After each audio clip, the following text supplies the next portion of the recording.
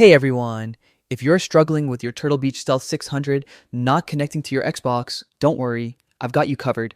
Today, I'm going to show you 2 foolproof ways to get your headset back online in just a few minutes. Let's dive in. First up is the simple power button reset. Start by plugging your Stealth 600 into your Xbox. Make sure your Xbox is actively scanning for devices. Head over to Settings, then Devices and Connections. Once that's ready, press and hold the headset's power button. When the Xbox begins searching, press the power button again. You should see a red LED on the headset, which means it's trying to pair. This method is quick and works for most minor connection issues.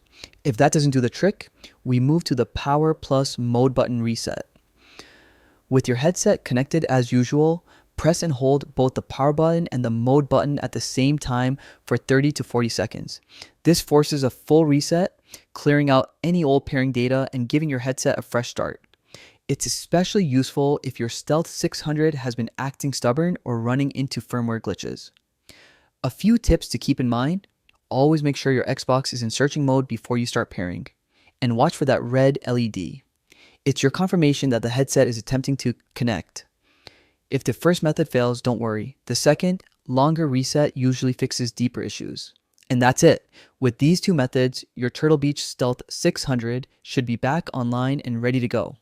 If this helped, make sure to like the video and subscribe for more quick tech fixes. Thanks for watching, and game on.